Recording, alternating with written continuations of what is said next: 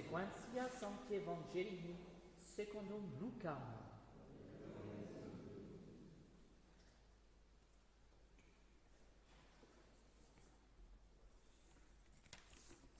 Lorsque Jésus eut 12 ans, ses parents montèrent à Jérusalem comme c'était l'usage pour la Pâque.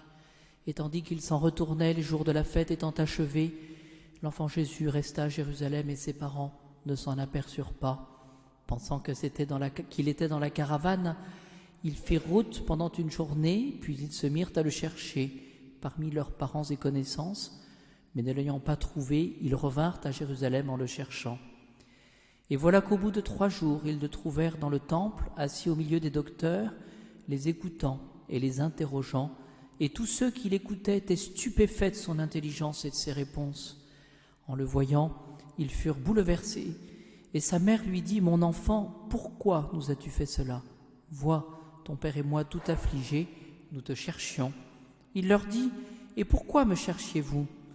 Ne saviez-vous pas qu'il me faut être à la disposition de mon père ? » Mais ils ne comprirent pas la parole qu'il leur avait dite. Il descendit avec eux et vint à Nazareth, et il leur était soumis.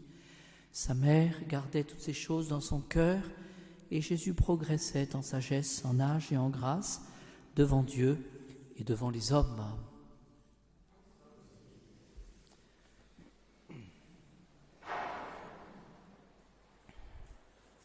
Alors avec ces jours de féerie, nous avons plusieurs fois dans la semaine ce premier dimanche après l'Épiphanie avec toujours cet évangile que nous avons eu aussi dimanche avec la fête de la Sainte Famille, c'est-à-dire la perte de Jésus à Jérusalem, la perte et le recouvrement de Jésus à Jérusalem.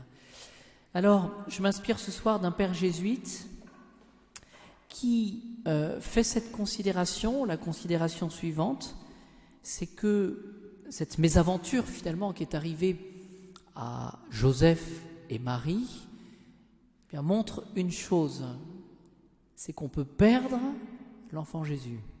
Alors on me dirait c'est une évidence ça, mais n'empêche que, et c'est pour ça qu'il fait cette considération, on peut dire que Joseph et Marie n'avaient pas l'intention justement de perdre, ça a été une surprise pour eux, on imagine la circonstance.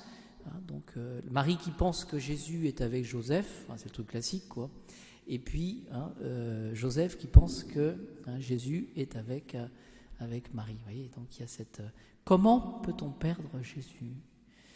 Vous voyez ?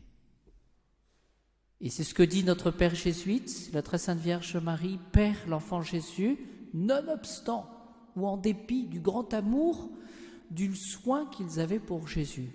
Voilà. Et tout de suite, l'application qu'on peut faire, c'est que si nous-mêmes, dans notre vie spirituelle, nous avons ce souhait de vivre de la vie du Christ, et que nous avons ce souhait d'être fidèles aux engagements de notre baptême, eh bien, on peut perdre Jésus.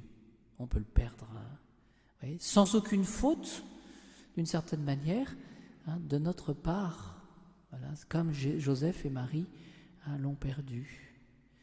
Et notre auteur donne finalement l'exemple de l'âme qui finalement, après un moment de ferveur, se relâche.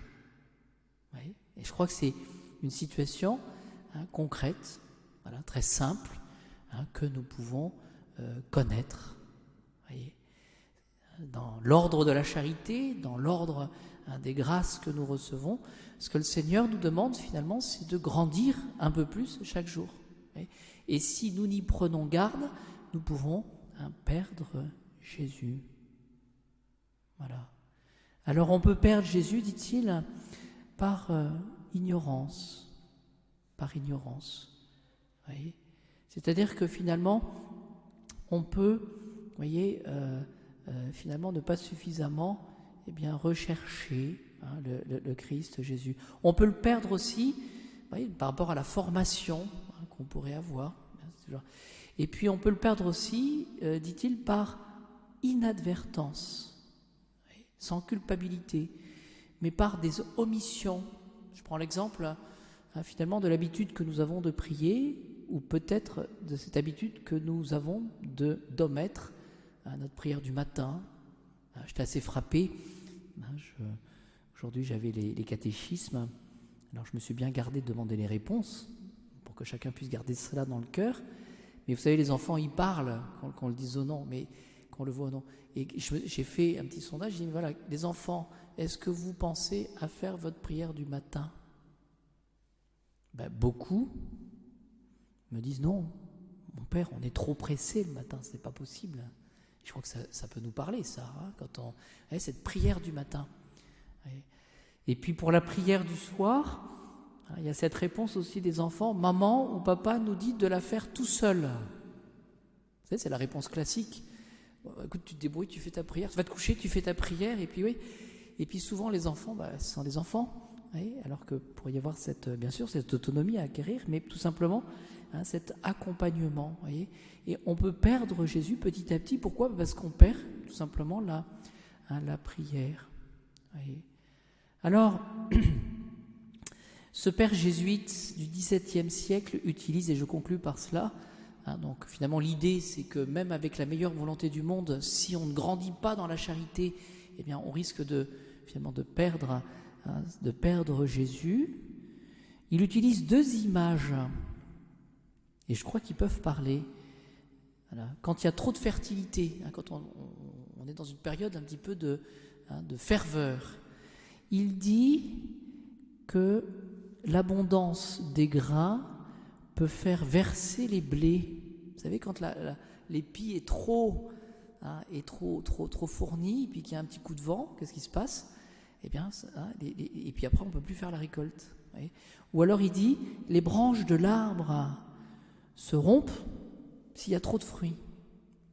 Voilà. Et donc, on perd la récolte. Donc, ces considérations ce soir nous aident à maintenir, voyez-vous, un minimum de ferveur. Et la ferveur, ça passe par quoi ? Par cet amour de Jésus-Christ. On s'adresse à une personne, et on a besoin de lui dire qu'on l'aime tous les jours, voilà, et lui redire. On est triste quand on ne lui parle pas, si on parle de la prière. Et puis, en même temps, ce qu'on peut se dire, c'est que finalement, on vit dans le monde, et le monde n'est pas indifférent. Et donc, si nous n'accordons pas suffisamment de place pour le bon Dieu, petit à petit, on se laisse un petit peu grignoter. Et si on réfléchit, c'est très vrai.